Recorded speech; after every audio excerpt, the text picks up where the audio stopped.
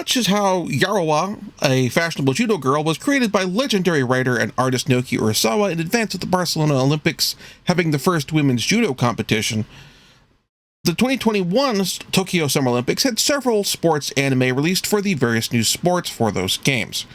Now, I've done a written review of the bouldering anime, and there was also a surfing anime that I wasn't really able to get into, at least not enough that I felt comfortable reviewing it. However, I would say the best of those to come out of it was Sk8 the Infinity. Sk8 the Infinity is set on Okinawa and follows Langa, who is of mixed Japanese and Anglo-Canadian origin, who has moved back to Okinawa with his mother after his father's death. Back in Canada, he had really been into snowboarding, but he lost interest in the sport after his father, who taught him how to snowboard, died. And as it is, it's kind of a moot point because there's no snow in Okinawa. However, one of the first people he ends up meeting at his new school is Reki, who snowboards. In particular, Reki not only teaches Lang how to snowboard, but he also introduces him to S, a underground downhill skate race in the hills near the town, near a now abandoned mine and factory. The race has various colorful characters at the top spots, with people taking on personas to hide their real identity, like celebrity calligrapher Kaoru Yashiki, taking on the identity of Cherry Blossom, and in-universe Diet member Inosuke Shindo, taking on the identity of Adam. In summary, sports anime ensues. Langa and Reki build up a coterie of friends around themselves through skateboarding. Langa demonstrates some absurdly over-the-top skateboarding techniques, mainly involving catching serious error, playing off his background in snowboarding. Oh, and there's some very heavy gay text. But that's not surprising, since this is from the director of both Free and Banana Fish. What I think really makes this show work is that the writers and animators really get skateboarding.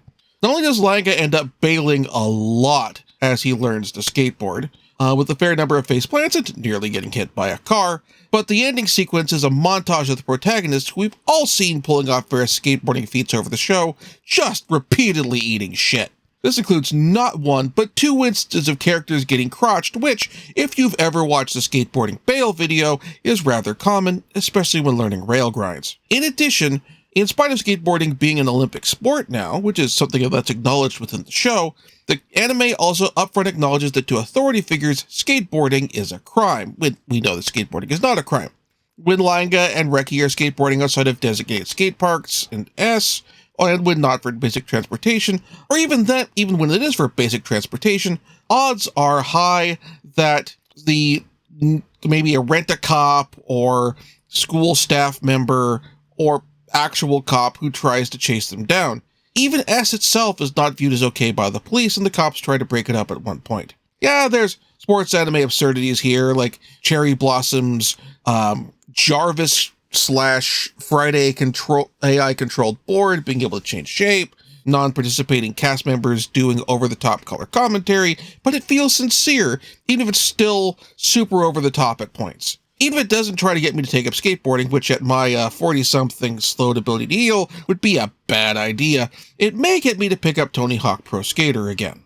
Also, for the record, we really need a set of tech decks for each of the characters' boards. Yes, it's been a while since the show came out. It's been almost 5 years.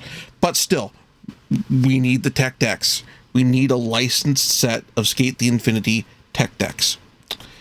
In any case, I definitely recommend the show. There's also a sort of spin-off semi-prequel OVA that's come out as well. I'll maybe do a review of that on the blog later.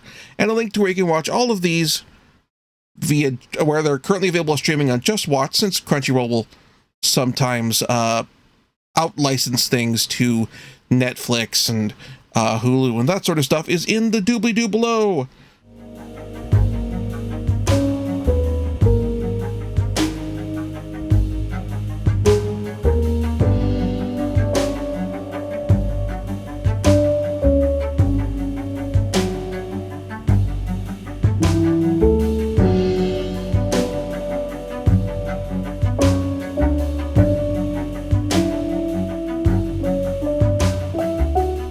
Thank you very much for watching. If you enjoyed the show, please like and subscribe, and also consider backing my Patreon. Patreon backers get episodes up to 1 week early of this show and any future Let's Plays. Also, please consider backing my Ko-fi. Tossing me a few bucks also helps support the show, and it's not a monthly obligation or anything like that.